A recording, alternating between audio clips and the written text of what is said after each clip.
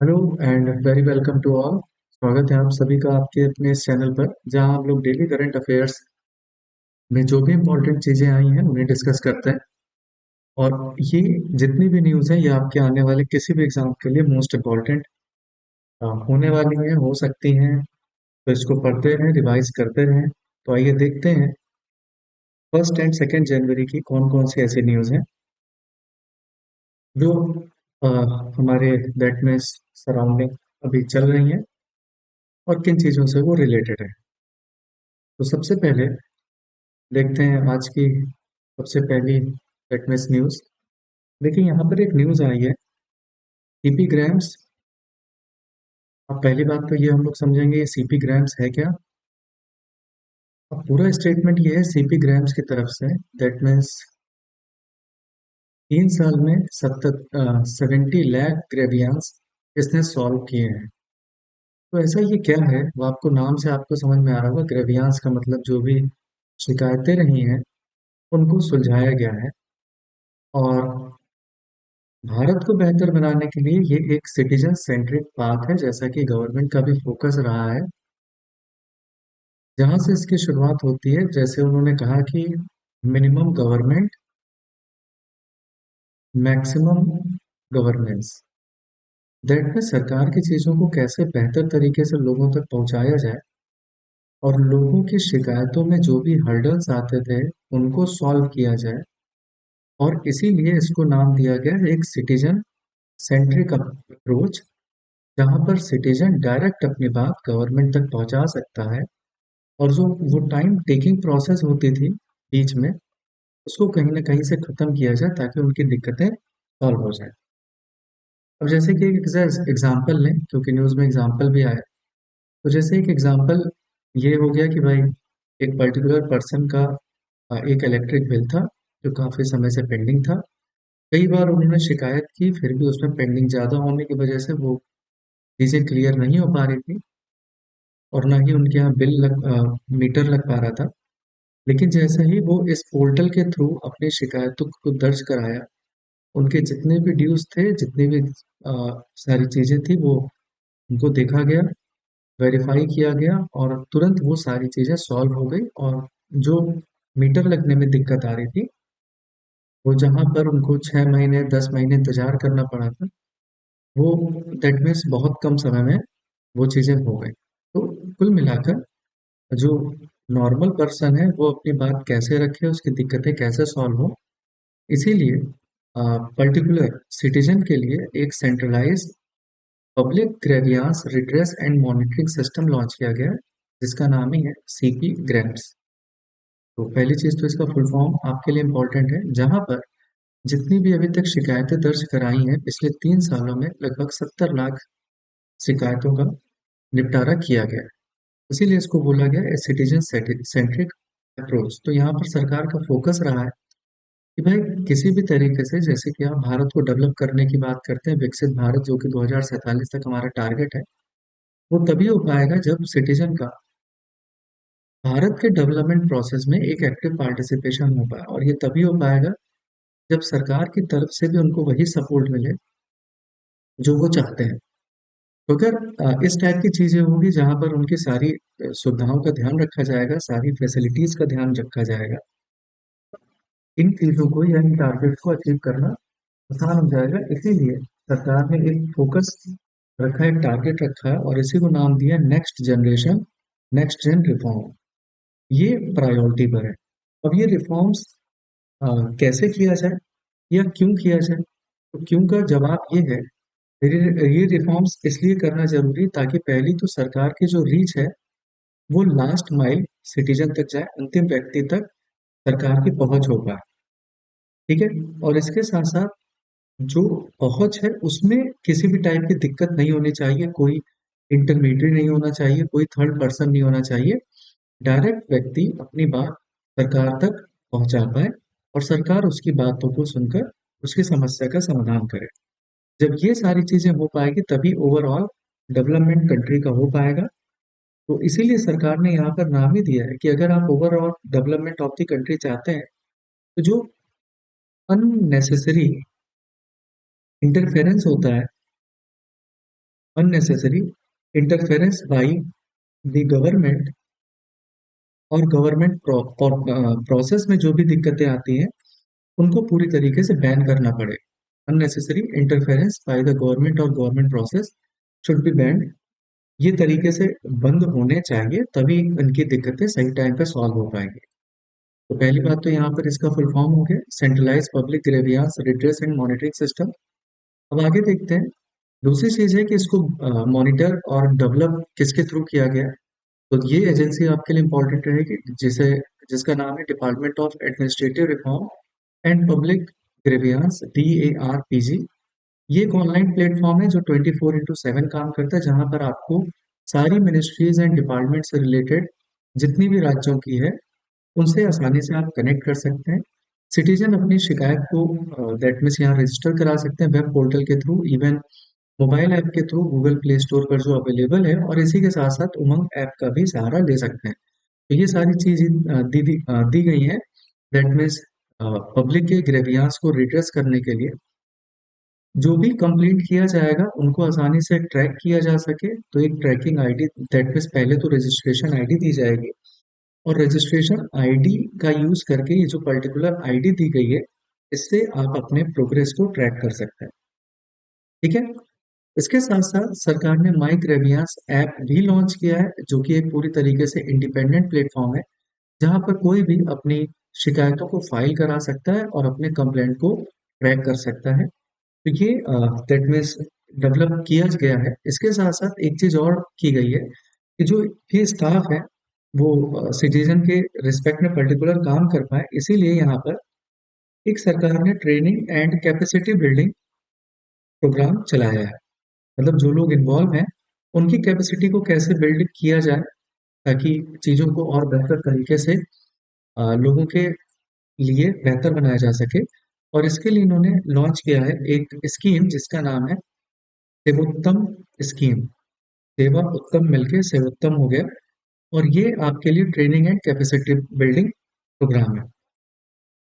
आगे देखते हैं इसमें ये जो आपके लिए पोर्टल है इसका क्या प्रोसेस है। देखिए एकदम सिंपल सा है कि भाई जिसको भी अपनी दिक्कत है, जिसको भी अपनी शिकायत है, उसको रजिस्टर करने के लिए पहले अपना रजिस्ट्रेशन आईडी एक लेना पड़ेगा। वन टाइम रजिस्ट्रेशन होगा, लॉगिन करेंगे, फिर उसके थ्रू वो जिस भी फील्ड ऑफिस में जिस भी डिपार्टमेंट से रिलेटेड शिकायत है वहां पर उसे रजिस्टर कर देंगे या अपनी बात कह देंगे। या दूसरे तरीके से आप जो अलग अलग पोर्टल्स हैं उनके थ्रू भी आप जा सकते हैं। जब एक बार शिकायत कर देंगे तो यहाँ पर आपकी दिक्कत को सुलझाया जाएगा। पहले इसका समय 30 दिन लगता था, उसे और कम कर दिया गया, दैट मीन्स 30 से कम करके 21 दिन में आपको रिजोल्यूशन मिल जाएगा। और इसके बाद SMS या ईमेल के थ्रू इसकी इंफॉर्मेशन सिटीजन को पहुंचा दी जाएगी। अब जिसकी शिकायत थी उसे फीडबैक भी लेना जरूरी है कि भाई आपकी दिक्कतें सॉल्व हुई कि नहीं। तो अगर यहाँ पर उसका आंसर आता है यस में कि हाँ भाई सेटिस्फाइड है, तब तो ये केस क्लोज हो जाएगा। और अगर नहीं सेटिस्फाइड है तो नोडल अपीलेट अथॉरिटी, जो कि हर डिपार्टमेंट के लिए अलग अलग होगी, उनके पास ये मामला जाएगा और वहां पर फाइनल सबमिशन कराया जाएगा। तो ये एक कम दिन में होने वाली प्रोसेस है जो इनकी शिकायतों को जल्द से जल्दी सुलझाया जा सके। अब इसके अंदर कौन कौन सी दिक्कतें नहीं इंक्लूड की जाएगी, तो अगर कोई RTI का मैटर है वो भी इसके तहत नहीं आएगा, रिलीजियस मैटर वो भी नहीं है। ये पॉइंट जरूर याद रखें। Service matters of government employees के सर्विस का कोई मामला है, कोर्ट रिलेटेड मैटर है या सजेशंस है, तो इस टाइप की कोई चीजें इसके अंतर्गत नहीं आएगी। तो फॉर एग्जांपल जैसे अभी मैंने दिया था, जैसे बिजली का बिल लोगों का अटक अटक जाता है, वाटर बिल क्लियर नहीं हो पाता, नगर निगम में कोई बिल से रिलेटेड चीजें, तो इस टाइप की चीजें आराम से यहाँ पर सॉल्व की जा सकती हैं। तो 2024 में सरकार ने इसके लिए काफी सारे गाइडलाइन हाईलाइट किए थे ताकि जो भी दिक्कतें हैं उनको प्रभावी तौर पर सॉल्व किया जा सके, और इसके लिए 10 स्टेप रिफॉर्म प्रोसेस भी लाया था। यूनिवर्सलाइजेशन है, टेक्नोलॉजिकल चीजों पे ध्यान देना है, लैंग्वेज है ताकि लोगों के लिए आसान हो जाए अपनी लोकल लैंग्वेज में बात रखना। इसके लिए असेसमेंट इंडेक्स है कि हाँ भाई दिक्कत सॉल्व हो रही है कि नहीं हो रही। इसके लिए वन नेशन वन पोर्टल दिया जाएगा, मतलब सारे डिपार्टमेंट की जो भी अगर आप किसी भी टाइप की शिकायत है किसी भी डिपार्टमेंट से, तो आपको अलग अलग प्लेटफॉर्म पे जाने की जरूरत नहीं है।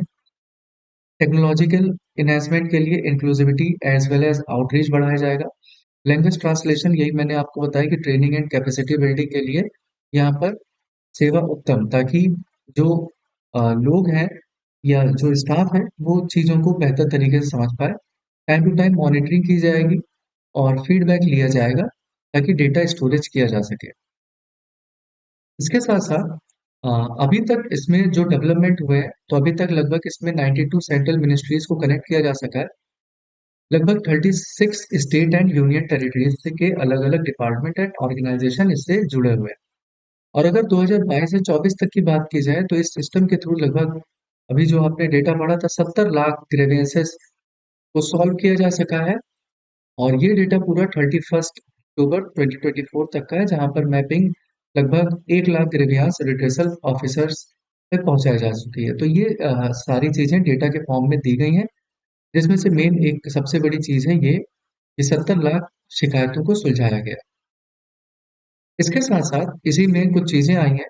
दिसंबर के हिसाब से पूर्ण सुशासन जो सप्ताह चला है, एज वेल एज सरकार ने जो लॉन्च किया था प्रशासन गांव की ओर कैंपेन, ताकि गवर्नेंस को, जैसे कि अ, सरकार का मेन एम ही होता है डेमोक्रेसी को ग्रास रूट लेवल पे ले जाना, तो वही सारी चीजें हैं कि इस कैंपेन के तहत ग्रीवियंस रिड्रेसल को करने के लिए, अ, ताकि अपनी सर्विस को बेहतर किया जा सके ऑल ओवर इंडिया, ये सेंटर कई जगह स्टैब्लिश किए गए। लगभग 700 डिस्ट्रिक्ट में ये इस सप्ताह ये प्रशासन गांव की ओर कैंपेन चलाया गया, लगभग 19 से 25 दिसंबर के बीच में। तो ये पर्टिकुलर डेट जरूर याद रखिएगा।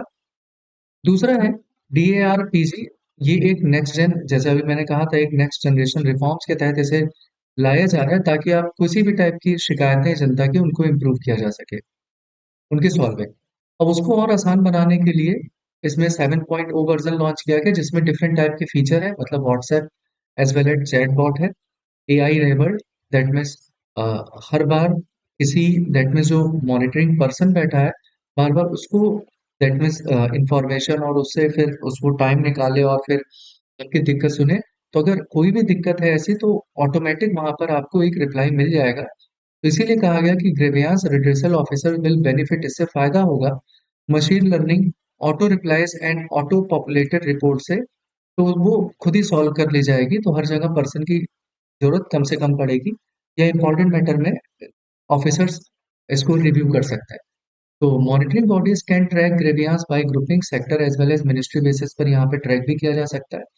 और इसीलिए नेक्स्ट जेन जो CP ग्राम है, जो 7.0 है, जो कि व्हाट्सएप या चैट बॉट या जो ऑटो रिप्लाईज पर पूरी तरीके से बेस्ड है, ये 1 जुलाई 2025 को लॉन्च किया जाएगा, ताकि ग्रेवियांस रेजोल्यूशन प्रोसेस को प्रभावी बनाया जाए और तेज किया जाए। तो इसके लिए ये डेटा दिया गया है, ट्रेंड देखा गया है ऑन एन एवरेज तरीके से, कि 2019 में इतने लोग का रिसीव हुआ था, लगभग 25 लाख लोग यहाँ पर हुए, 24.5 लाख। ऑन एन एवरेज जो टाइम लिया गया है, जैसा मैंने कहा 30 दिन का टाइम था, उसको घटाकर 21 दिन, तो ऑन एन एवरेज सबकी रिड्रेसल वो भी काफी कम हो गई 12 दिन में। और रजिस्टर्ड लोगों की संख्या भी काफी बढ़ गई है, लगभग 3.5 लाख से बढ़कर 7.5 लाख तक हो गई है। तो ये तभी हुआ है जब बेहतर सर्विस लोगों को मिलती है, तो लोग अटैच होना चाहते हैं। तो उसी के ऊपर ये चीज सरकार ने बनाई है। बढ़ते हैं अपने दूसरे न्यूज की तरफ। तो यहाँ पर प्रधानमंत्री मोदी जी के द्वारा कई सारे इनॉग्रेशन किए गए दिल्ली में। तो यहाँ पर दो तीन चीजें हमको याद रखनी। पहली चीज तो सरकार का जो एम रहा है हाउसिंग फॉर ऑल, जिसके तहत 1675 न्यूली कंस्ट्रक्टेड फ्लैट्स बनाए गए, जो कि झोपड़ी के लोगों के लिए, ठीक है, एक टाइप का रिहेबिलिटेशन प्रोजेक्ट है, जैसे सरकार अमृत योजना भी चलाती है। तो एक टाइप का वही समझिए कि लोगों की नीड, बेसिक नीड पूरी हो पाए। और यहाँ पर लगभग सरकार ने इसके लिए 25 lakh, that means her construction के लिए खत्म किया, खर्च किया है। और जहां पर जो भी एलिजिबल बेनिफिशियरी, उसको कम से कम, मतलब टोटल अमाउंट का केवल लेस देन 7% तक देना पड़ेगा। बहुत ही सस्ते दरों पर वो चीजें अवेलेबल हो जाएंगी। और 5 साल के लिए मेंटेनेंस 30,000 भी लिया जाएगा। दैट मीन्स उस कुल मिलाकर वही कहा जा रहा है कि जो लोगों की जेब पर बर्डन पड़ने वाला है, वो लगभग टोटल अमाउंट का 7% से भी कम है। इसके तहत यहाँ पर जो इन्होंने इनॉग्रेट किया है, दो अर्बन शहरी रीडेवलपमेंट प्रोजेक्ट। एक तो वर्ल्ड ट्रेड सेंटर नौरीजी नगर में किया है, और इसके साथ साथ जनरल पूल रेजिडेंशियल एकोमोडेशन, इसका भी उद्घाटन किया। एक ये इंपॉर्टेंट चीज हुई है, प्राइम मिनिस्टर मोदी जी ने सीबीएसई का integrated office complex Dwarka Delhi में बिल्ड किया है लगभग 300 करोड़ की लागत के साथ। इसके साथ साथ 3 नए प्रोजेक्ट्स लॉन्च किए हैं दिल्ली यूनिवर्सिटी में, जिनकी लागत 600 करोड़ के लगभग आएगी। तो ये कुछ रिसेंट डेवलपमेंट है जो दिल्ली में किए जा रहे हैं। बढ़ते हैं अगली न्यूज की तरफ। तो यहाँ पर डीआरडीओ का फाउंडेशन डे था 1 Jan को। डेज पूछ लेते हैं, और ये एक इम्पोर्टेंट ऑर्गेनाइजेशन है। 1 जनवरी को डीआरडीओ का that means, एक फाउंडेशन डे था। और डीआरडीओ का headquarter no doubt New Delhi में है। काम की चीज यहाँ पर ये आती है कि भाई जो आपके मिनिस्ट्री ऑफ डिफेंस है, minister of defence Rajnath Singh and secretaries of ministry of defence ने साल 2025 को ईयर ऑफ रिफॉर्म की बात की है, क्योंकि बहुत सारे रिफॉर्म्स पे काम करना है। सबमरीन है, स्टील फाइटर है, प्रोजेक्ट 75 है, इंडिजिनियस डेवलपमेंट है, और कई सारे डेवलपमेंट पे काम करना है। इसीलिए इसको ईयर ऑफ रिफॉर्म का नाम दिया है। जैसे हम लोग पढ़ते भी हैं, 2023 हो गया, 24 हो गया, ईयर ऑफ मिलेट हो गया। वर्ल्ड ट्रेड ने भी दैट मीन्स रिकॉग्नाइज किया, एआई का साल क्या है। तो ये सब सारी चीजें वैसे ही पर्टिकुलर इंडिजिनस तरीके से मिनिस्ट्री ऑफ डिफेंस ने 2025 को अपने रिफॉर्म्स का साल बताया। क्योंकि यहाँ पर मिनिस्ट्री ऑफ डिफेंस ने एक टारगेट भी सेट किया। वो टारगेट यही है कि 2029 तक जो डिफेंस एक्सपोर्ट है, भाई जब आप प्रोडक्शन करेंगे तो अभी उनको एक्सपोर्ट कर पाएंगे, वो 50,000 करोड़ तक रीच करना है, जो कि रिकॉर्ड लगभग 2023-24 का 137% ज्यादा ही होगा। तो इस टाइप की चीजों पर फोकस किया जा रहा है। और चेयरमैन डीआरडीओ के प्रेजेंट में कौन है? डॉक्टर अमीर भी कामत है। तो ये कई सारी चीजें यहाँ पर की जा रही हैं, इसलिए इनका नाम आया है, और ये सरकार की प्रायोरिटी लिस्ट पर है। ठीक है। इसीलिए बजट में भी आप देखेंगे कहीं ना कहीं ज्यादा ही कुछ अमाउंट रिलीज होगा सरकार की तरफ से। तो ये सब चीजें हम लोग देखेंगे। इसके साथ साथ नेशनल स्पोर्ट्स अवार्ड्स, अभी आपने न्यूज में देखा भी होगा, इनका दैट मीन्स अनाउंसमेंट हुआ है, जो कि 17 Jan को दिए जाएंगे। तो जब ये दिए जाएंगे, अभी इसमें कुछ नाम और भी क्लियर हो जाएंगे किसको क्या मिल रहा है, तो वो डिटेल तो हम लोग बाद में देखेंगे। लेकिन यहाँ पर ये नाम आया है कि भाई जितने भी नाम की लिस्ट दी गई है, उसमें आपके इंडियन रेलवे का एक प्रमुख योगदान रहा है। तो उसी के बारे में बात यहाँ पर करने जा रहे हैं कि भाई नेशनल स्पोर्ट्स अवार्ड जो 2024 का आया है, जिसको announcement ministry of youth and affairs and sports ministry ने किया है। इसमें 5 रेलवे एथलीट्स का नाम आया है फॉर अर्जुन अवार्ड। ये इंपॉर्टेंट चीज है। दैट मीन्स इससे पता लग रहा है कि जो रेलवे है, वो स्पोर्ट्स पर्सन या स्पोर्ट्स को बढ़ावा देने के लिए लगातार कंटिन्यूस काम कर रहा है। तो ये जो नेशनल अवार्ड स्पोर्ट्स पे दिए जाएंगे, नेशनल स्पोर्ट्स अवार्ड, ये 17 Feb 2025 को दिए जाएंगे। और इसमें जो भी अर्जुन अवार्ड दिया जाएगा, वो उसमें से लगभग 5 रेलवे एथलीट है। तो इंडियन रेलवे की एक स्पोर्ट विंग है, रेलवे स्पोर्ट प्रमोशन बोर्ड, जो कि अपना कंट्रीब्यूशन लगातार दिखाती चली आ रही है 1928 से। और ये एक इम्पॉर्टेंट ऑर्गेनाइजेशन है स्पोर्ट्स का कंट्री से में। और इसमें लगभग 29 गेम को इंक्लूड किया गया है, या उनको पूरी तरीके से सपोर्ट करते हैं। ठीक है। इसके साथ साथ जो आपका रेलवे की स्पोर्ट्स विंग है, इसमें लगभग 28 नेशनल स्पोर्ट्स फेडरेशन भी दैट मीन्स एफिलिएटेड है। और ये वर्ल्ड रेलवे स्पोर्ट्स एसोसिएशन का भी हिस्सा है, दैट मीन्स उससे ज्वाइंट है। तो कुल मिला के एक ओवरऑल बढ़िया प्लेटफॉर्म तैयार किया जाता है, सर्विसेज दी जाती है, जहां से प्लेयर आपके निकलते हैं। तो लगभग 32 प्लेयरों में से जिनका नाम अर्जुन अवार्ड के लिए आया है, 5 उसमें से इंडियन रेलवे के लिए कार दैट मीन्स खेलते हैं। जिसमें से ज्योति यराराज का नाम आया, जो कि एथलेटिक्स है। अन्नू रानी का नाम आया, सलीमा टेटे का नाम आया, स्वप्निल सुरेश का नाम आया, एंड अमन का नाम आया, जो कि रेसलिंग से बिलोंग करते हैं। तो ये 5 लोगों को थोड़ा सा ध्यान रखिएगा। With this 5 Arjun award, total 183 Arjun दिए जाएंगे, 28 पद्मश्री, 12 ध्यानचंद, 13 द्रोणाचार्य एंड 9 मेजर ध्यानचंद खेल रत्न अवार्ड दिया जाएगा। तो ये सारी चीजें अभी हमको 17 जनवरी को बाकी डिटेल के साथ पता लग जाएगी। वैसे चीजें आ चुकी हैं, लेकिन और भी बाकी सारी चीजें हैं, तो उस पर हम लोग तब देखेंगे। लेकिन यहाँ पर बात इंडियन रेलवेज की गई थी, जिनका एक अहम योगदान रहा है इंडिया में स्पोर्ट्स को बढ़ावा देने के लिए। ठीक है। इसके बाद आपका यहाँ पर एक न्यूज आई है इंडिया के टेक्सटाइल सेक्टर से रिलेटेड, क्योंकि लगातार इंडिया कई चीजों में बेहतर किया है, जैसे कोर सेक्टर्स भी इंडिया के ग्रो किए हैं। तो यहाँ पर जैसा कि आप देख सकते हैं कि लगभग 3.9% का ग्रोथ देखने को मिला है। तो इंडिया सिक्स लार्जेस्ट एक्सपोर्टर है टेक्सटाइल एंड अपरेल का वर्ल्ड में 2023 के हिसाब से। और लार्जेस्ट एक्सपोर्ट डेस्टिनेशन इंडिया के लिए कौन है? यूएस है एंड यूरोपियन यूनियन है। तो इंडिया की जो मेजर टेक्सटाइल है एक एक्सपोर्टिंग कंट्री में इसका भी एक अहम योगदान रहा है। और इसीलिए हमारा जो टेक्सटाइल इंडस्ट्री है उसने कहीं ना कहीं ट्रेड में सरप्लस शो किया। ठीक है।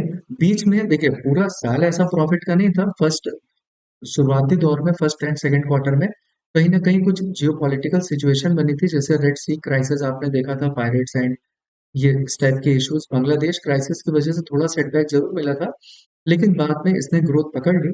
और यहाँ पर इंपोर्ट ऑफ टेक्सटाइल की बात करें तो इंडिया में इंपोर्ट भी काफी कम देखने को मिला है, इस मतलब कम हुआ है। और इससे ये पता लगता है कि हम जो सेल्फ रिलायंट है, आत्मनिर्भर भारत है, अपनी चीजों को बेहतर तरीके से बना रहे हैं।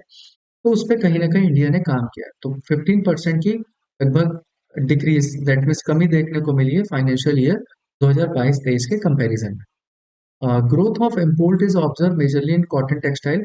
तो जो ग्रोथ देखने को मिला है टेक्सटाइल में वो कॉटन से रिलेटेड देखने को मिला है। तो इसका मतलब अगर हम चीजों को कच्चे माल को मंगा रहे हैं तो दैट मीन्स यहाँ पर भी हमारा प्रोडक्शन लेवल अच्छा हुआ है, तभी हम चीजों को बेहतर तरीके से सामने रख पा रहे हैं। तो यहाँ पर एक तो 3.9% का टोटल आपका चीजें हैं। और इसके साथ साथ कितना ग्रोथ देखने को मिला है वो भी आपका है। और सबसे ज्यादा हम लोग इसको करते हैं एक्सपोर्ट, तो वहां पर आप याद रखेंगे यूएस एंड यूरोपियन यूनियन को। ठीक है। और इम्पोर्ट कॉटन टेक्सटाइल के लिए, बाकी अगर ओवरऑल की बात करें तो कहीं ना कहीं इम्पोर्ट में डिक्लाइनिंग देखने को मिली है, जो कि पिछले साल के कंपैरिजन में 15% कम रहा है। बढ़ते हैं अगली न्यूज की तरफ। तो यहाँ पर एक नाम आया है, दैट मीन्स इनका डिवाइस अभी देखने को मिला, दैट मीन्स एक्सपायर हुए, डॉक्टर के एस मनी लाल। इनको श्रद्धांजलि दैट मीन्स आपके पीएम मोदी जी ने भी दी। अब ये किस फील्ड से रिलेटेड है या है कौन? तो के एस मनीलाल, जिनका अभी देहांत हुआ 1 जैन, जो कि केरल से बिलोंग करते थे। लगभग 86 ईयर में इनका डेथ हो गई। और बात की जाए तो ये एक पर्टिकुलर बॉटनिस्ट थे, वनस्पति विज्ञान थे, जिनका कई सारे दैट मीन्स इस रिस्पेक्ट में या इस फील्ड में बहुत सारे इन्होंने काम किए हैं। और इसी के रिस्पेक्ट में इनको पद्मश्री अवार्ड मिला था 2020 में। और इमिनेंट बॉटनिस्ट थे। इसके साथ साथ इनको एक कई सारे अवार्ड्स तो मिले ही, लेकिन अपने फील्ड में, लेकिन इसके साथ साथ इनको officer of the order of Orange Nassau दिया गया था बाय क्वीन बेट्रिक्स के थ्रू, जो कि नीदरलैंड में दिया जाता है। और ये फर्स्ट एशियन रेसिपिएंट बने थे इस सम्मान को प्राप्त करने वाले, पहले व्यक्ति बनाए गए थे या पहले व्यक्ति बने थे। तो इसको इनको जरूर याद रखें। और इनका एक इम्पॉर्टेंट काम ये रहा कि भाई एशियंट बॉटनिकल ट्रेजर रही है हॉर्टस मेलाबेरिकस। तो इन्होंने इसको पूरी तरीके से लगभग अपने जीवन के कई साल लगाए ताकि इसकी अंदर जो भी चीजें हैं, जो भी दैट मीन्स जानकारियां दी गई हैं, जो भी खोज है, उनको दुनिया के सामने लाया जाए। और ये जो हॉर्टस मेलाबेरिकस है, इसमें लगभग 17 सेंचुरी की इसको किसने दैट मीन्स इसके ऑथर कौन है या लिखा कौन था, इसे कंपाइल कौन किया था? तो लगभग 17 सेंचुरी में एक लैटिन मैन्युस्क्रिप्ट थे डच गवर्नर हेनरिक एंड्रियन की। तो उन्हीं को, और इसकी लगभग 12 वॉल्यूम है जिस पर इन्होंने काम किया है। तो एक इम्पोर्टेंट पर्सन थे, बॉटनी फील्ड से रिलेटेड, केरल से बिलोंग करते थे। तो इनको जरूर याद रखें। इसी के साथ साथ एक सी ऑबिट्यूरी केस में एक चीज और नाम आया था, जो कि फॉर्मर यूएस के प्रेसिडेंट रह चुके हैं। और 2002 में उनको नोबेल प्राइज भी दिया गया था, got the Nobel prize in 2002। और ये नोबेल प्राइज किस रिस्पेक्ट में मिला था? तो वो जरूर याद रखिएगा, for their contribution in social and economic justice. सामाजिक और आर्थिक न्याय पर इन्होंने काम किया था लोगों के। और इन्हीं का death at the age of 100 year के एज में इनका देहांत हुआ। और ये फार्मर यूएस प्रेसिडेंट जिनको 2002 में नोबेल प्राइज दिया गया, वो कौन थे? तो ये थे जिमी कार्टर। Jimmy Carter. तो ये नाम जरूर याद रखें, ये दो लोगों का। एक एस मनीलाल, जो कि बॉटनिस्ट या बॉटनी फील्ड से रिलेटेड थे। दूसरे यूएस के फार्मर प्रेसिडेंट जिनका नाम है जिमी कार्टर। देखते हैं अगले न्यूज हमारे लिए क्या है। अब देखिए यहाँ पर एक न्यूज आई है, नो डाउट इसकी शुरुआत काफी पहले हुई थी, लगभग 2016 में प्रधानमंत्री फसल बीमा योजना की। लेकिन ये है किस चीज से रिलेटेड, देखिए और ये न्यूज में क्यों आया है, तो मेन चीज यही है कि कोई भी स्टैटिक पार्ट रहता है तो स्टैटिक में करंट यही इसीलिए जुड़ जाता है कि वो चीजें करंट में कुछ चेंज हो रही है या कुछ उसमें एडिशनल चीजें ऐड हो रही हैं। और स्कीम के लिए यही रहता है कि सरकार ने शुरुआत में जरूर लॉन्च किया रहता है और कहीं ना कहीं उनका एक्सटेंशन किया जाता है या कहीं उसमें एडिशनल बेनिफिट प्रोवाइड किए जाते हैं। तो सबसे पहले प्रधानमंत्री फसल बीमा योजना, अब आपको एक नाम दिख रहा है फसल की बीमा, दैट मीन्स कहीं ना कहीं जो भी किसान अपनी उपज उगा रहे हैं उनको बीमा किया गया या फसल को इंश्योरेंस किया गया। अब किसी भी चीज को आप इंश्योरेंस क्यों प्रोवाइड करते हैं, जब वहां पर उसका लॉस होने का खतरा होता है। तो अगर लॉस में आप इंश्योरेंस करा रहे हैं तो इंश्योरेंस कराने का सीधा सा मतलब है एक टाइप का आपको एक फाइनेंशियल सिक्योरिटी मिल गई कि भाई कहीं मेरा अगर कोई प्रोडक्ट है या खेती है या क्रॉप है उसको लॉस होगा तो उस इंश्योरेंस से हमको उसकी रिकवरी हो जाएगी। तो ये एक टाइप का, दैट मीन्स सरकार ने इस टाइप की स्कीम जो शुरू की थी उसका कहीं ना कहीं ऑब्जेक्टिव या एम क्या रहा है, वो ऑब्जेक्टिव और एम यही रहा है कि हम अपनी फसल को, दैट मीन्स, सिक्योर कर पाए। और इसीलिए कहा गया कि प्रधानमंत्री फसल बीमा योजना सस्टेनेबल एग्रीकल्चर को प्रमोट करता है और किसके थ्रू, किसानों को कुछ ना कुछ वित्तीय सहायता देकर अगर किसी की इवेंट जैसे डिजास्टर है, सूखा पड़ गया या बहुत ज्यादा बारिश हो गई, बाढ़ आ गया, तो वहां पर जो उनके फसल को लॉस हो रहा है ना उसकी भरपाई करने के लिए ये चीज दी गई है। तो इस स्कीम की नो डाउट शुरुआत 2016 से मानते हैं। और इसके तहत दो स्कीम्स इंक्लूड की गई थी, एक तो प्रधानमंत्री फसल बीमा योजना और weather based crop insurance scheme है, वही मौसम की वजह से अगर कोई चीज दिक्कत करती है तो इसके तहत कवर क्या क्या होता है, तो फूड क्रॉप्स कवर होते हैं, cereals, millet, pulses, oil seed भी कवर होते हैं और इसके साथ साथ हॉर्टिकल्चर क्रॉप्स भी कवर होते हैं। अब किस टाइप पर कितना इंश्योरेंस मिलेगा, तो खरीफ के लिए 2% दिया गया है, serial, pulses and oil seed और रबी के लिए 1.5%, और जो भी कॉमर्शियल क्रॉप्स होगी तो उसमें 5% तक का इंश्योरेंस प्रोवाइड किया जाएगा। तो ये इस की विशेषता है। स्कीम कंपलसरी है फॉर लोनी फार्मर्स जो उन्होंने भी क्रॉप लोन या केसीसी अकाउंट लिया है नोटिफाइड क्रॉप्स पे, चाहे खरीफ हो, रबी हो या हॉर्टिकल्चर हो। लेकिन ये पूरी तरीके से वॉलेंट्री है जिन्होंने लोन नहीं लिया है। ठीक है। अब यहाँ पर एक इम्पॉर्टेंट चीज समझिएगा। अब यहाँ पर जो भी देखिए, जो भी किसान की फसल का लागत आता है, जो भी बिडिंग प्राइस है, जब बिडिंग प्राइस पूरी तरीके से फाइनलाइज हो जाएगी, अब जितना इंश्योरेंस कंपनी ने आपको प्रीमियम रेट दिया है, ठीक है, अगर प्रीमियम रेट काफी ज्यादा हाई है, जो कि बिडिंग प्राइस से, प्रीमियम रेट हाई है बिडिंग प्राइस से, तो इन दोनों के बीच का जो डिफरेंस है उसका 50% स्टेट गवर्नमेंट या गवर्नमेंट ऑफ इंडिया को इंश्योरेंस कंपनीज को पे करना पड़ेगा। लेकिन अगर यहाँ पर लो है, दैट मीन्स जो प्रीमियम की रेट लो है, बिडिंग प्राइस ज्यादा है, तब तो उसमें कोई भी सब्सिडी देने की जरूरत नहीं पड़ेगी इंश्योरेंस कंपनीज को। तो कुल मिलाकर जितना भी जैसे कि लॉस हुआ, अब वहां पर बिडिंग प्राइस जो आपने लगाई थी वो बिडिंग प्राइस कुछ वैल्यू की थी, ठीक। अब बिडिंग प्राइस मान लीजिए आपने 100 रुपये लगाया था, अब एक किसान की जो फसल की कीमत है वो 100 रुपये लगी थी। अब इंश्योरेंस तो भाई कंपनी देगी 2%, 1.5% के हिसाब से, तो इंश्योरेंस की वैल्यू मान लीजिए 150 रुपये आती है। अब किसी वजह से क्रॉप लॉस हो गया तो भाई भरपाई तो हो गई। तो यहाँ पर जो भी इंश्योरेंस कंपनीज ने इनको पे किया है इनका लॉस का पैसा, उसका सीधा सीधा बोला जाए 50% स्टेट गवर्नमेंट इंश्योरेंस कंपनीज को प्रोवाइड करेंगे, ताकि एक तो यहाँ पर पूरी तरीके से इंश्योरेंस कंपनीज के ऊपर ही बर्डन ना आए और किसान का जो भी बाई लक जो भी लॉस हुआ है उसको यहाँ पर इंश्योरेंस कंपनीज उनको भरपाई कर दें। तो ये एक इम्पॉर्टेंट चीज रही है, तो सरकार की तरफ से सब्सिडी दी जाएगी ताकि ये पूरी तरीके से इनको भरपाई किया जा सके, दैट मीन्स अगर किसी भी किसान का लॉस होता है तो। ठीक। इसके बाद अब यहाँ पर जो ये चीज न्यूज में आई, ये चीज न्यूज में क्यों है, तो ये चीज न्यूज में बस इसलिए है क्योंकि अभी आपके जो शिवराज सिंह चौहान है, शिवराज सिंह चौहान, जो कि आपके union minister for rural development and agriculture and farmer welfare है। इन्होंने अभी 3 नए डिसीजन लिए हैं फार्मर्स के इंटरेस्ट को ध्यान में रखते हुए। ठीक है।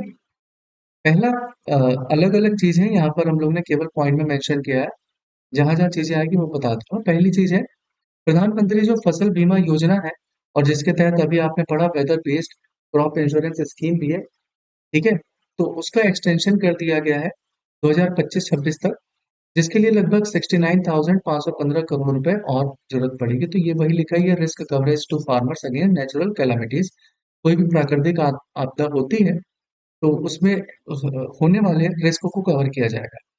इसके तहत fund for innovation and technology, जिसमें लगभग 824 करोड़ रुपए दिए गए हैं इंश्योरेंस स्कीम के तहत।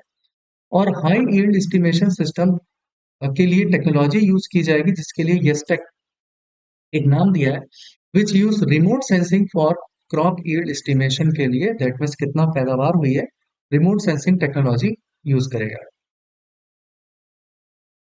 इसके बाद दूसरा पॉइंट पर यहाँ पर बात की गई है कि भाई weather information network data system मिल जाएगा, जिसका नाम शॉर्ट में बिट्स रखा गया है।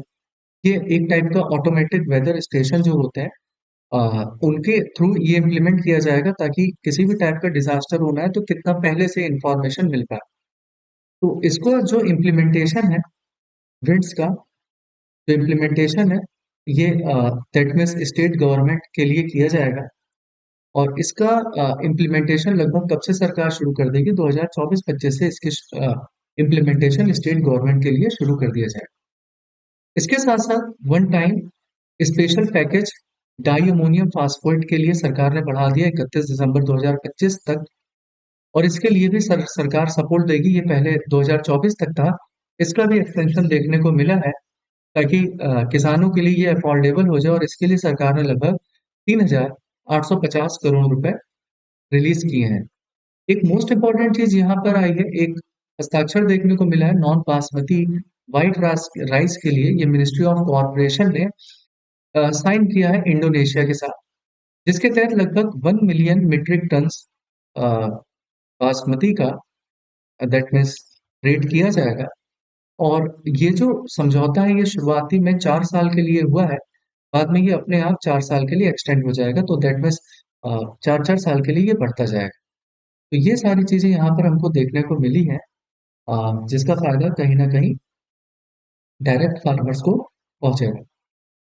इसके बाद अगर अपॉइंटी की बात करें तो कुछ यहाँ पर अपॉइंटमेंट हुआ है, जैसे एयर मार्शल जितेंद्र मिश्रा का नाम आया है। एयर मार्शल जितेंद्र मिश्रा को finally Indian air force western air command का दैट मीन्स कमांड दिया गया है। और ये अपने पद पर 1 जनवरी 2025 से अपने पद को संभालेंगे। और इससे पहले इनको अति विशिष्ट सेवा मेडल एज वेल एज विशिष्ट सेवा मेडल से नवाजा जा चुका है। और ये किसकी जगह पर आएंगे, तो ये आएंगे एयर मार्शल पंकज मोहन सिन्हा की जगह पर। तो ये एयर मार्शल जितेंद्र मिश्रा है, जिनका अपॉइंटमेंट हुआ है। अब अगर यहीं पर 2-3 हम लोग लेटेस्ट अपॉइंटमेंट की बात करें, जैसे कि अभी आपके न्यू सीआरपीएफ, मतलब सीआरपीएफ के न्यू डायरेक्टर बनाए गए हैं। और सीआरपीएफ के न्यू डायरेक्टर कौन बनाए गए हैं, तो यहाँ पर एक नाम आया है विपुल कुमार। ठीक है। एंड ये किसको रिप्लेस करेंगे, तो ये रिप्लेस करेंगे, विल रिप्लेस अनीश दयाल सिंह को। तो यहाँ पर पर्टिकुलर एक अपॉइंटमेंट हुआ है विपुल कुमार का, जो कि न्यू सीआरपीएफ के मतलब सीआरपीएफ के न्यू डायरेक्टर बनेंगे। इसी के साथ साथ बात यहाँ पर एयर मार्शल की हो रही थी, तो अगर हम लोग एक नाम और देखें, चीफ ऑफ इंडियन एयरफोर्स। तो चीफ ऑफ प्रेजेंट में इंडियन एयरफोर्स कौन है, तो अभी इनका भी नियुक्ति हुई थी, अमरप्रीत सिंह है, अमरप्रीत सिंह। और अगर यहाँ पर तीसरा हम लोग एक अपॉइंटमेंट और देखें, इसी से रिलेटेड है, vice chief of air staff. तो vice chief of air staff कौन है, तो यहाँ पर vice chief of air staff, तो यहाँ पर एयर मार्शल जो हमारे हैं, जिनका नाम है एसपी धरकर। तो इनको अपॉइंट किया गया था एसपी धारकर। तो ये कुछ अपॉइंटमेंट रही है, तो इनको जरूर ध्यान रखें। ये लगभग 4-5 अपॉइंटमेंट हम लोग देख लिए। ठीक है। इसके साथ साथ एक अपॉइंटमेंट मैं आपको और बता दूं, जैसे कि डीबीएस बैंक है, डेवलपमेंट बैंक ऑफ सिंगापुर, उसका भी नाम आया है, तो उसके भी रजत वर्मा बनाए गए हैं। तो ये सब चीजें हम लोग देखते चलेंगे जहां जहां न्यूज आएगी। अब देखिए यहाँ पर इंडियन नेवी ने अपने 3 फ्रंट लाइन असेट लॉन्च किया है, that means vessel, Nilgiri, Surat and वाक्षी। तो इनका जरूर नाम याद रखें। अब ये है क्या, और इन इन तीनों को जो कमीशनिंग दी जाएगी वो सिंगल डे पर दी जाएगी, 15 जैन 2025 को, तो डेट जरूर याद रखें। अब ये है क्या, नीलगिरी एक प्रोजेक्ट 17A का स्टील फ्रैगेट क्लास का दैटमेस शिप है। सूरत की बात करें, ये फोर्थ एंड फाइनल शिप है प्रोजेक्ट 15B। जैसे कि अलग अलग प्रोजेक्ट है, जैसे कि प्रोजेक्ट 75 आता है, तो वहां पर कई सारी चीजों के नाम आए हैं, तो ये ऐसे ही प्रोजेक्ट 15B है जिसका पार्ट सूरत भी है। वाक्षीर जो कि सिक्स एंड फाइनल सबमरीन है स्कॉर्पियन क्लास प्रोजेक्ट की, अ, चाहे कलवरी प्रोजेक्ट की भी आप बात कर सकते हैं, तो ये रिलेटेड हो जाएगा। कलवरी क्लास जो सबमरीन है उससे रिलेटेड है, और ये किस प्रोजेक्ट का पार्ट है, तो ये प्रोजेक्ट 75 का पार्ट है। तो इन तीनों को नेवल डॉकयार्ड मुंबई में इंक्लूड किया गया है। ठीक है। तो एक चीज, तो ये इम्पोर्टेंट है, तो कहीं ना कहीं इन सारी चीजों को याद रखिएगा।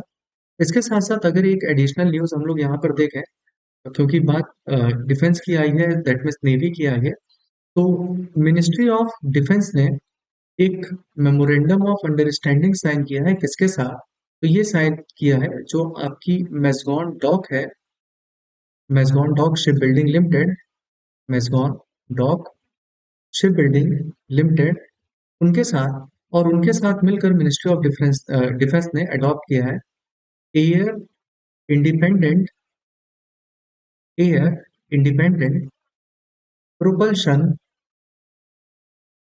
फ्लक्स। तो ये एक इम्पोर्टेंट थोड़ा सा डेवलपमेंट है। तो ये मेन है क्या, एयर इंडिपेंडेंट प्रोपल्शन प्लग्स। तो अगर इनकी बात करें तो इनको इंटीग्रेट किया जाएगा, तो एक्चुअली है क्या, तो यहाँ पर प्लग्स जो है इनको इंटीग्रेट कर दिया जाएगा डीआरडीओ के थ्रू, जिसकी मदद से ये डेवलप करेंगे। तो यहाँ पर डीआरडीओ की भी हेल्प ली जाएगी, और इसके थ्रू ये डेवलप करेंगे AIP सिस्टम, वही जो अभी आपने पढ़ा है, एयर इंडिपेंडेंट प्रोपल्सन सिस्टम, तो बाय मिनिस्ट्री ऑफ डिफेंस की तरफ से डीआरडीओ और मैसमॉन डॉक शिप बिल्डिंग ने एग्रीमेंट किया है, तो एक AIP सिस्टम लॉन्च किया जाए। और ये AIP सिस्टम किसके लिए लॉन्च किया जाएगा, तो ये जो आप यहाँ पढ़ रहे हैं, कलवरी क्लास की जो सबमरीन है, इन्हीं के लिए। तो कलवरी क्लास सबमरीन, अब इससे फायदा क्या होगा, इसका फायदा ये होगा कि जो सबमरीन है वो ज्यादा समय तक अंडर वाटर रह सकते हैं, पानी में ज्यादा देर तक रह पाएंगे, तो टाइम टेकिंग बढ़ जाएगा। उनको बार बार ओशियन सरफेस एयर के लिए ओशियन सरफेस पे आने की जरूरत नहीं पड़ेगी। तो फाइनली ये AIR सिस्टम डेवलप कौन करने वाला है, ये DRDO डेवलप करने वाला है। तो अंडर वाटर टाइम रहने का टाइम लॉन्गर टाइम तक हो जाएगा। तो ये उस टाइप की AIP सिस्टम है जिसको DRDO कर रहा है। और इसी के लिए ये दैट मीन्स अगर इसकी बात करें, ये तीनों प्लेटफॉर्म पे देखिए कौन कंस्ट्रक्ट कर रहा है, मैसगॉन डॉक शिप बिल्डिंग लिमिटेड कर रहा है, जो कि मुंबई में है। तो इसी से रिलेटेड एक तो यहाँ पर ये आपने अपनी तीनों क्लास की शिप लॉन्च की, और इसके साथ साथ मिनिस्ट्री ऑफ डिफेंस की तरफ से डीआरडीओ ने भी एक एग्रीमेंट साइन किया AIP लॉन्च करने का। AIP का फुल फॉर्म है एयर इंडिपेंडेंट प्रोपल्शन सिस्टम या प्लग, और इससे सबमरीन्स का पानी में देर तक रुकना पॉसिबल हो पाएगा। इसके बाद यहाँ पर देखिए चीफ एग्जीक्यूटिव ऑफिसर बनाए गए हैं UIDAI के, that means unique identification authority of India, सीधी सी बात की जाए तो आधार। तो आधार के चीफ एग्जीक्यूटिव ऑफिसर बने जिनका नाम है भुवनेश कुमार। इसके साथ साथ ये additional secretary in the ministry of electronics and information technology MeitY में भी, दैट मीन्स दोनों जगह अपना कार्य करेंगे गवर्नमेंट ऑफ इंडिया। इसके पहले ये जॉइंट सेक्रेटरी के फॉर्म में भी काम कर चुके हैं। तो ये एक अपॉइंटमेंट इससे पहले भी हमने देखा, और यहाँ पर भी एक अपॉइंटमेंट हमने देखा है। और यहीं पे मैं उनका भी अपॉइंटमेंट बता दूं, that means development bank of Singapore, development bank of Singapore, जिसका नाम डीबीएस है, सिंगापुर, इसी के नए सीईओ फॉर इंडिया, ये जरूर याद रखिएगा, सीईओ फॉर इंडिया, क्योंकि इसमें काफी अलग अलग भी चीजें हैं। सीईओ फॉर इंडिया कौन बनाया गया? रजत वर्मा बनाया गया फाइनली, रजत वर्मा। और ही विल रिप्लेस, ये किसको रिप्लेस करेंगे? तो ये रिप्लेस करेंगे सुरजीत ब्रह्म को। और फाइनली ये पदभार कब से संभालेंगे? 1 मार्च से अपना कार्यभार संभालेंगे। डीबीएस की बात की जाए तो ये 1968 में स्टैब्लिश हुआ था और सिंगापुर बेस्ड बैंक है, तो इसका दैट मीन्स हेडक्वार्टर भी कहाँ है? सिंगापुर में।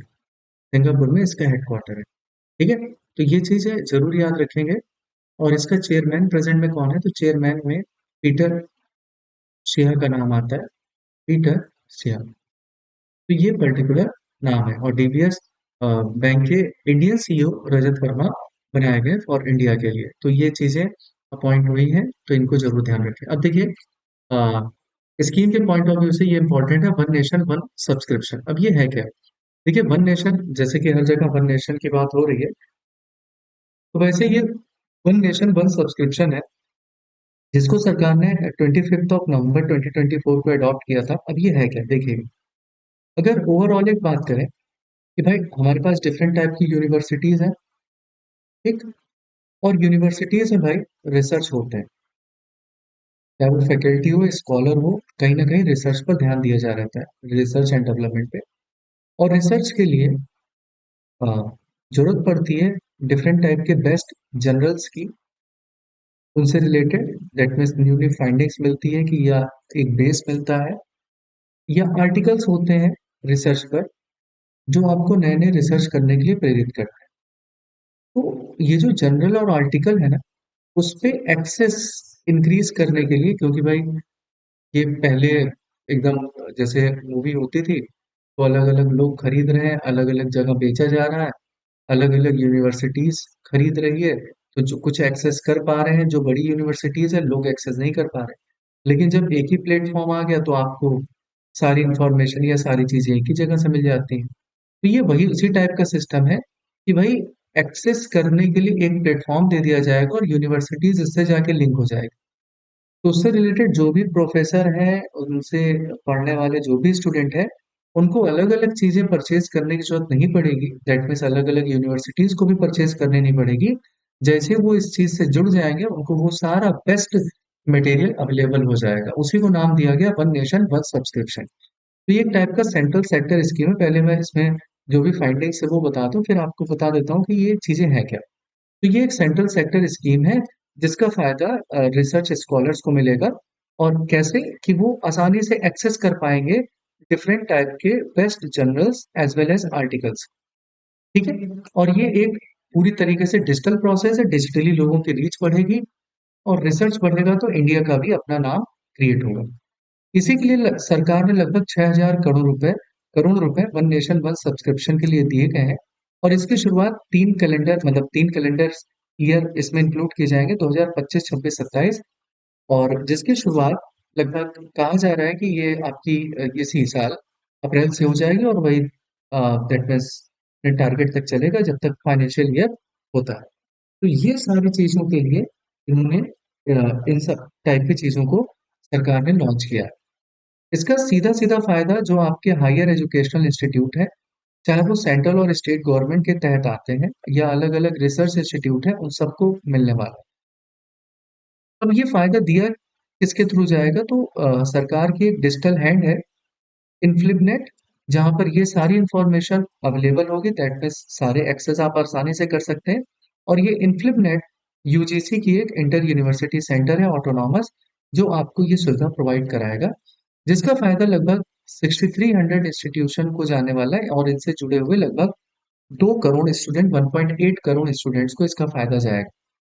ठीक है, अब अगर इसकी शुरुआत मानी जाए कि कहाँ से भाई इसकी शुरुआत हुई, तो एक चीज यहाँ पर आती है कि भाई अगस्त 15 2022 में प्रधानमंत्री मोदी जी ने लाल किले से एक कुछ इंपॉर्टेंस बताई थी रिसर्च एंड टेक्नोलॉजी की, कि अगर आप इंडिया के फ्यूचर को शेप करना चाहते हैं, बढ़ावा देना चाहते हैं, और इस फील्ड में भी इंडिया का परचम लहराना चाहते हैं, तो रिसर्च एंड डेवलपमेंट पर ध्यान देना पड़ेगा। जो कि कहीं ना कहीं यही बात हमारे नेशनल एजुकेशन पॉलिसी में भी दोहराई गई, और इन्हीं दोनों चीजों को अलाइन करने के लिए 25 नवंबर 2024 को सरकार ने one nation one subscription scheme launch की। तो समझ में आ गया होगा पहले क्या होता था। अलग अलग सेंटर है, अलग अलग पब्लिशर है, अलग अलग यूनिवर्सिटीज हैं, तो उनकी अलग अलग जाकर भाई उनको बार्गेनिंग करना पड़ता था, और अलग अलग जगह से डेटा इकट्ठा करना पड़ता था या अपने लिए एक्सेस लेनी पड़ती थी। लेकिन जब ये एक कॉमन सेंटर हो जाएगा और जो digital process in flip net के थ्रू प्रोवाइड किया जाएगा, जो कि यूजीसी की बॉडी है, अब कोई भी यूनिवर्सिटीज हो, उनको एक ही प्लेटफॉर्म से सारी चीजें अवेलेबल हो जाएगी, तो अलग अलग बार्गेन भी करना नहीं पड़ेगा, और पैसा जो बचेगा वो अलग बचेगा। तो इसका मेन एम यही है कि जितने भी बच्चे हैं, फैकल्टी हैं, रिसर्चर हैं, एज वेल एज साइंटिस्ट हैं, उनको बेहतर सर्विसेज दी जाए, बेहतर आर्टिकल उनको मिल पाए, जैसे एल्सवेयर हो गया या इस टाइप के अलग अलग जर्नल्स हैं, और अलग अलग बेहतर जर्नल्स हैं, आर्टिकल हैं, उसमें उनकी रीच बढ़ पाए, ताकि जो एकेडमिक या रिसर्च कम्युनिटीज हैं, उसको बेस्ट उसको बेस्ट ग्लोबल रिसोर्सेज अवेलेबल हो पाए। इसीलिए सरकार ने one one nation one subscription launch किया है। और कुल मिलाकर जो सरकार का एम रहा है, स्टेम को प्रमोट करना है। स्टेम का सीधा सा मतलब है भाई science, technology, engineering and mathematics, as well as medicine. तो इन सारी चीजों को दैट मीन्स यहाँ पर कनेक्ट किया जाए। ठीक है, तो यहाँ पर अलग अलग टाइप के 10 central government ministries as well as department भी इस इनिशिएटिव का पार्ट है, जो कि हायर एजुकेशन में कहीं ना कहीं लोगों को हेल्प करने के लिए अग्रसर है। तो ये एक बढ़िया इनिशिएटिव है, और इसीलिए मोदी जी ने नारा भी दिया था, और वो नारा था इनका, दैट मीन्स लाल किले से, अ, जय अनुसंधान। तो इन्होंने जो रेड फोर्ट से दिया था, जय अनुसंधान। तो कहीं ना कहीं इन्हीं चीजों को रीच करने के लिए इस टाइप की चीजों की शुरुआत हुई है। तो ये एक प्रोग्राम है जो इंडिया के एम्बिशियस प्रोजेक्ट को बात करता है आत्मनिर्भर भारत बनाने के लिए, लगभग 2047 तक। इसका फंड लगभग 13,000 से ज्यादा जो कि स्कॉलर हैं उनको पहुंचेगा, मतलब इनको लगभग 13,000 से ज्यादा लगभग जर्नल्स की रीच हो जाएगी, और अलग अलग 30 major international publisher. National subscription वही मैंने कहा, जो सरकार की एजेंसी इनफ्लिपनेट के थ्रू, जो कि एक डिजिटल नोड है, और इसका फुल फॉर्म है इंफॉर्मेशन एंड लाइब्रेरी नेटवर्क, जो कि यूजीसी की ऑटोनॉमस बॉडी है, उसके थ्रू इसका फायदा लोगों तक पहुंचाया जाएगा। और फाइनली 6,000 करोड़ सरकार ने इसके लिए दिए हैं 3 साल के लिए। और ये एक और इसके साथ साथ वन नेशन वन सब्सक्रिप्शन के तहत सरकार ने लगभग 150 करोड़ की हर साल के हिसाब से फंडिंग भी करेगा, जो भी ऑथर्स हैं, ताकि वो बेस्ट गुड क्वालिटी के एक्सेस को दैट मीन्स लोगों को फैसिलिटेट करा पाए, इवन पब्लिश करा पाए। तो ये सब फायदा लोगों को होने वाला है। तो ये एक इम्पोर्टेंट एक रिफॉर्म है, समझिए, रिसर्च एंड डेवलपमेंट सेक्टर में। देखते हैं अगला न्यूज क्या है। तो यहाँ पर हमारा NPCI extend market share cap deadline for UPI apps by 2 more year.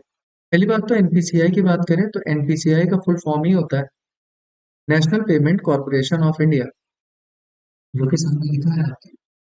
दूसरी चीज है, ये एक अम्ब्रेला ऑर्गेनाइजेशन है। ये काम क्या करता है? This is umbrella organisation for retail payment. तो जितनी भी छोटी मोटी पेमेंट आप करते हैं यूपीआई के थ्रू, कोई भी चीज आपने खरीदी बेची, मतलब, तो उसकी पेमेंट के लिए हम रिटेल पेमेंट जो भी छोटी मोटी कर रहे हैं उसके लिए हम यूपीआई का यूज करते हैं, यूनिफाइड पेमेंट इंटरफेस। अब इसमें होता क्या था कि भाई शुरुआत में एक कैपिंग लगा के रखी थी, ताकि कोई मोनोपोली या दैट मीन्स जैसे आप फोन पे यूज करते हैं, जिसका एक बड़ा शेयर भी रहा है, अलग अलग ऐसे कई सारे यूपीआई हैं। तो एनपीसीआई ने एक मार्केट कैप लगा दिया था कि हाँ भाई, अगर आप सर्विस प्रोवाइड कर रहे हैं तो पर्टिकुलर कोई भी कंपनी है तो एक सर्टेन परसेंटेज से ज्यादा सर्विस नहीं देगी बाय वॉल्यूम। जैसे अगर बात की जाए, जैसे अभी फोन पे अकेले 47.8% आपका यूपीआई को कवर करता है, और अगर गूगल पे की बात करें 37.20 कवर करता है। तो आप देख रहे हैं एक बड़ा बेस केवल फोन पे और गूगल पे से जुड़ा हुआ है। तो अगर यहाँ पे मार्केट कैप नहीं रखेंगे तो यहाँ पर एक डोमिनेंसी क्रिएट होने के चांसेस हैं किसी पर्टिकुलर बॉडी के। तो इसीलिए यहाँ पर एनपीसीआई ने इस पहले इन्होंने कहा भी था कि भाई हम 2024 तक या 2020 तक की एक 30% की मार्केट कैप लगा देंगे, लेकिन वो चीज नहीं इन्होंने किया और उसका अगेन इसको 2 साल के लिए बढ़ा दिया गया है लगभग 31 दिसंबर 2026 तक। शुरुआत में एनपीसीआई ने लगभग 30% का मार्केट कैप लगाने को कहा था, जितना भी आप ट्रांजैक्शन करते हैं उनके वॉल्यूम पर। और ये प्रोसेस लगभग नवंबर 2020 की है, लेकिन बाद में जितने भी प्लेयर्स हैं उनको ये टाइम बढ़ाकर दिया गया था कि तब तक अपना फिटनेस पैर जमा लें। और ये न्यूज़ आते ही आप देखे भी होंगे, पेटीएम का वैल्यू भी मार्केट में नीचे गया। The apex payment body was seeking to introduce market cap to address potential concerns such as concentration risk among top player। Concentration का मतलब यही मैं बता रहा हूँ कि जैसे फोन पे 47, अब ऐसा ना हो कि पूरा की पूरी भीड़ फोन पे ही यूज कर रही है, तो एक ही जगह कंसंट्रेट ना हो जाए, इसलिए कहीं ना कहीं बाय वॉल्यूम के हिसाब से भाई 30% बांट दिया कि मैक्सिमम इससे ज्यादा यूजर आप पर एनरोल नहीं होंगे। इसके साथ साथ एनपीसीआई ने भीम का एक पर्टिकुलर आप सब्सिडरी बोल सकते हैं, एनपीसीआई भीम सर्विस लिमिटेड एनबीएसएल भी लॉन्च किया था अगस्त 2024 में। तो यहाँ पर ये सेकंड एक्सटेंशन है, पहले भी दिया गया था लेकिन बाद में फाइनली इसको 2026 तक बढ़ाया गया। तो ये इसीलिए इंट्रोड्यूस किया गया ताकि जो कंसंट्रेशन रिस्क है सबके एक ही के पास सारा यूपीआई का वॉल्यूम ना पहुंच जाए, क्योंकि ये देखा गया है कि यूपीआई का यूज लगातार बढ़ते गया है, लगभग 32% की ग्रोथ देखने को मिली है, जिसमें सबसे ज्यादा 500 बेस के साथ, मतलब अगर मिलियन यूजर के साथ व्हाट्सएप कहीं ना कहीं टॉप कर रहा है दैट मीन्स मैसेजिंग सर्विस में। ठीक है, तो लगभग अभी तक इसके तहत 51.76 मिलियन ट्रांजैक्शन देखने को मिला है नवंबर में, जो कि अपना एक बड़ा पार्ट कवर कर रहा है, इसीलिए इस चीज को यहाँ पर लॉन्च किया है। और जो कैपिंग की बात की थी उसको 2 साल के लिए एक्सटेंड किया गया। अब यहाँ पर एयर इंडिया की बात करें, ये पहली एक ऐसी इंडियन एयरलाइन बनी है जिसने ऑन एयर एक डोमेस्टिक फ्लाइट्स में वाईफाई इंटरनेट कनेक्टिविटी प्रोवाइड की है। जैसे कि अभी तक बंद हो जाता था, लोग ये सुविधा नहीं यूज कर पाते थे, लेकिन वाईफाई कनेक्टिविटी प्रोवाइड करने वाला एयर इंडिया बना है। Domestic as well as international flight में Airbus A350 Boeing as well as Airbus A32 new aircraft, aircraft तो नहीं लेकिन कौन बना है, ये एयर इंडिया बना है जिसने वाईफाई इंटरनेट कनेक्टिविटी प्रोवाइड की है। एक इम्पोर्टेंट न्यूज आपके लिए यहाँ पर आई है। आईएमडी इंडियन मेट्रोलॉजिकल जो डिपार्टमेंट है, इनके हिसाब से इंडिया के लिए जो वार्मेस्ट ईयर रहा है वो 2024 रहा है। तो यहाँ पर बस देखिए ये पूरा डेटा दिया गया, बस आप इसको याद रखेंगे। काम की चीज यहाँ पर ये है कि यूरोपियन क्लाइमेट एजेंसी कोपरनिकस ने भी ये कहा है कि 2024 ये ग्लोबल लेवल पर सबसे गर्म साल रहा है। और ऑन एवरेज टेम्परेचर का, जो कि प्री इंडस्ट्रियल लेवल का 1.5 डिग्री सेल्सियस इंक्रीज किया जा चुका है, जो पेरिस पीस क्लाइमेट में बोला भी गया था कि भाई अगर आप ग्लोबल वार्मिंग कम करना चाहते हैं तो 1.5 डिग्री सेल्सियस, बाद में उसे 2 किया गया। तो कहीं ना कहीं ये सारी चीजें देखने को मिली है। और एक चीज और देखेंगे, इंडिया ने जीडीपी इमिशन जो है उसको काफी कम किया है 2005 से 2020 तक, तो 36% की कटौती देखने को मिली है। तो इंडिया का total green house gas emission fell by 7.9% compared to 2019। और टोटल जीडीपी की बात करेंगे तो 36% की कटौती देखने को मिली है, अकॉर्डिंग टू ये डेटा जो कि यूएन क्लाइमेट चेंज ऑफिस ने प्रोवाइड किया है। तो ये एक बाइनियल अपडेट रिपोर्ट है, ठीक है। और ये United nation framework convention on climate change के बेसिस पे दिया जाता है, जिसे आप यूएनएफ ट्रिपल सी के नाम से जानते हैं। तो ये एक इम्पोर्टेंट रहा है, क्योंकि लगातार इंडिया बेहतर काम करने के लिए अग्रसर रहा है, क्योंकि इंडिया ने दो चीजें का टारगेट अपनाया है। एक तो जीरो कार्बन इमिशन इंडिया कब तक हो जाएगा, 2070 तक। और एनर्जी इंडिपेंडेंट इंडिया ने कब तक बनने की बात कही है, 2050 तक बनने की बात कही है। तो उस लिहाज से ये काफी इंपॉर्टेंट रहा है। और ये जो हीट के लिए, जो कि 2024 एक चैलेंजिंग ईयर रहा है, तो इसे भी आप याद रखेंगे। तो अलग अलग मेट्रोलॉजिकल डिपार्टमेंट ने अपने यहाँ की डेटा दिए हैं, तो चाइना में भी ये चीज देखने को मिली है। इसके साथ साथ हरियाणा की बात आती है। हरियाणा के लिए, हरियाणा मतलब एक स्टेट बना है जिसने फ्रॉम 1 Jan 2025 से जो स्टेट एम्प्लॉयज हैं उनके लिए डेथ कम रिटायरमेंट ग्रेचुटी की जो लिमिट है वो 20 लाख से बढ़ाकर 25 लाख कर दी गई है। और फाइनली 10% एनुअल इंक्रीमेंट देखने को मिला है एक्सटर्नल डेवलपमेंट चार्जेस रेट्स में भी। तो यहाँ पर आपको एक तो ये चीज याद रखिए कि जो ग्रेजुएटी प्लान है या जो ग्रेजुएटी मिलती है 20 लाख से 25 लाख कर दी गई, और इसे करने वाला कौन सा स्टेट है? वो आपके लिए हरियाणा है। और इससे लोगों की फाइनेंशियल सिक्योरिटी तो बढ़ेगी बढ़ेगी, और उनके फैमिलीज को भी थोड़ी सी हेल्प मिलेगा। एंड एडमिनिस्ट्रेशन में तो ये है ही है, इसके साथ साथ जुडिशियल ऑफिसर्स को भी इसका फायदा पहुंचने वाला है। अब बात हरियाणा की आई है, थोड़े से इंफॉर्मेशन आप इसके लिए जरूर देखें। तो हरियाणा कैपिटल की बात करें तो चंडीगढ़ है ही। और इनके जो सीएम है, क्योंकि इसे लॉन्च करने या अनाउंस करने वाले वहां के सीएम, जिनका नाम है नायब सिंह सैनी, तो नायब सिंह सैनी के द्वारा ये चीज। और वहां के गवर्नर कौन है? तो गवर्नर प्रेजेंट में चल रहे हैं बंडारू दत्तात्रेय। दत्तात्रेय, तो ये एक इंफॉर्मेशन रही है हरियाणा के लिए, जिसने अपने ग्रेजुएटी लिमिट 25% स्टेट एम्प्लॉयज के लिए बढ़ाई है, और 20 से बढ़ाकर कितनी कर दी 2025 से, जो कि 1 जनवरी से इम्प्लीमेंट हो जाएगा। इसके बाद एक ये इंपॉर्टेंट न्यूज रही है इंटरनेशनल लेवल पर कि, क्योंकि देखिए सरकार ने क्या, जो हमारे यहाँ insurance regulatory development authority of India है, याद दिला दूं कि दैट मीन्स जैसे इंडिया कई सारे टारगेट अचीव की बात करती है, तो आरटीआई ने एक सुझाव भी दिया था कि 2047, क्योंकि विकसित भारत का साल है, तो कहीं ना कहीं जो टारगेट लेके चल रहे हैं इंश्योरेंस फॉर ऑल, तो उसको भी हमें प्रमोट करना है इंश्योरेंस फॉर ऑल स्कीम है इंश्योरेंस सेक्टर के लिए। और इसीलिए इन्होंने कहा था कि जो एफडीआई इंश्योरेंस सेक्टर में 74% से बढ़ाकर कहीं ना कहीं 100% कर दी जाए। तो उसी में एक डेवलपमेंट हम लोग देखेंगे कि जो Doha Qatar based insurance group है, जो कि insurance and re insurance solution provide करता है middle east and north African region में, उसने अपना एक री इंश्योरेंस ब्रांच इंडिया में खोलने की बात कही है। और ये कहाँ पर खोली जाएगी? किस सिटी में दी जाएगी? तो पर्टिकुलर अप्रूवल मिल चुका है। तो ये चीजें इंडिया में भी आपको देखने को मिलेगी इनका सेंटर। तो DIG has obtained the approval by the Qatar central bank for this purpose. तो यहाँ पर ये याद रखिएगा कि दोहा अपना सेंटर कहाँ ओपन करने वाला है?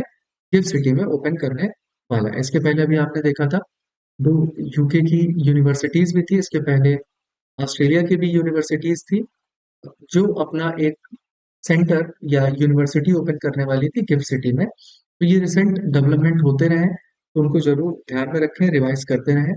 अब देखिए यहाँ पर इंडिया ऑस्ट्रेलिया इकोनॉमिक कोऑपरेशन की बात हो रही है, क्योंकि लगातार कोऑपरेटिव या कोऑपरेशन की बात होती आई है। इसी से रिलेटेड एक न्यूज, जैसे आपने बात की थी मोस्ट फेवर्ड नेशन, तो वो भी कहीं ना कहीं इसी की बात करता है, क्योंकि ट्रेड की जब हम लोग बात करते हैं, स्विट्जरलैंड ने कुछ इश्यूज के चलते इंडिया से मोस्ट फेवर्ड नेशन लेने की बात कही थी। हाँ, लेकिन उन्होंने ये भी कहा था कि जो ट्रेड पैक्ट्स हैं उस पर किसी भी टाइप का इफेक्ट नहीं पड़ेगा। तो यहाँ पर अगर हम लोग कुछ डेवलपमेंट देखें, इंडिया एंड ऑस्ट्रेलिया का इकोनॉमिक कोऑपरेशन ट्रेड एग्रीमेंट देखने को मिला है इंडिया ऑस ईसीटीए के तहत, जो अपनी लगभग 2 साल का पूरा जर्नी को कवर किया है, जिसमें कई सारे ग्रोथ देखने को मिले हैं दोनों देश की इकोनॉमीज में। और यहाँ पर जो कि बायलैटरल मर्चेंडाइज ट्रेड है, वो रिसेंट में पिछले अगर 2 साल की बात, मतलब 2020-21 से लेकर 2022-23 की बात करें, तो मोर देन डबल हुआ है। ये एक पॉइंट जरूर याद रखें कि कितना मर्चेंडाइज या कितना ग्रोथ देखने को मिला है ट्रेड में, तो मोर देन डबल हुआ है। कई सारे ऑप्शन आपके सामने आ सकते हैं कि डबल हुआ है, ट्रिपल हुआ है, मोर देन डबल हुआ है। तो यहाँ पर इतना याद रखिएगा, मोर देन डबल हुआ है, दो से ज्यादा देखने को मिला है। और इंडिया का एक्सपोर्ट भी ऑस्ट्रेलिया के बढ़ा है, लगभग 14% की ग्रोथ देखने को मिली है। और यहाँ पर इंडिया ने यह भी टारगेट रखा है कि ऑस्ट्रेलिया के साथ जो हमारा ट्रेड है, वो 2030 तक लगभग 100 बिलियन ऑस्ट्रेलियन डॉलर रीच कर जाए। तो ये एक इम्पॉर्टेंट टारगेट सरकार ने सेट किया है, और इसी के तहत ये सारी चीजें की जा रही हैं। ठीक है। और यहाँ पर जो हमें टेटनेस देखने को मिला है ग्रोथ, वो स्पेशली टेक्सटाइल, केमिकल्स, एग्रीकल्चर में देखने को मिला है। और इसके साथ साथ गोल्ड स्टड विद डायमंड्स, ये कुछ सेक्टर्स हैं जिसमें ज्यादातर हमको डेवलपमेंट देखने को मिला है। तो ये ऑस्ट्रेलिया के साथ होने वाला डेवलपमेंट है। ठीक है। अभी आपने पढ़ा भी होगा कि ऑस्ट्रेलिया, कुछ दिन पहले भी न्यूज आई थी ऑस्ट्रेलिया, आप मुझे कमेंट सेक्शन में बताएंगे कि ऑस्ट्रेलिया में कहाँ पर उनके सेकंड लोकेशन पर इंडिया ने अपनी एम्बेसी खोलने की बात कही थी। ठीक है। ये भी एक चीज न्यूज में रही थी, तो इसका जवाब मुझे कमेंट सेक्शन बताएंगे कि इंडिया की सेकंड एम्बेसी ऑस्ट्रेलिया में कहाँ पर ओपन होने की बात हुई थी। तो जितनी भी करंट आती है उसके साथ साथ जो भी चीजें रही हैं उनको हम लोग रिवाइज भी करते रहेंगे। ऐसे ही अभी इसमें धीरे धीरे हम लोग एक्सटेंशन करते जाएंगे। तो देखिए यहाँ पर एक रिपोर्ट आई है, इसे आप अवार्ड की कैटेगरी में रख सकते हैं। अब वो अवार्ड की कैटेगरी किसके लिए मिली है, तो आपकी जो पीएसयू है, public sector unit SAIL, Steel Authority of India, इसको एक अवार्ड मिला है great place to work consecutively second term.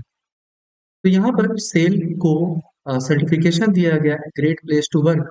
Great place to work, भाई जाहिर सी बात है, ये ये तभी आप बता पाएंगे जब वहां के काम करने वालों से उनकी इंफॉर्मेशन ले पाए। तो एम्प्लॉयज के फीडबैक के बेसिस पर बताया गया कि जो सेल है वो एक बेस्ट प्लेस है वर्क के लिए। और ये अवार्ड इनको लगातार दूसरे साल मिला है, पहली बार इनको 23-24 के लिए मिला था।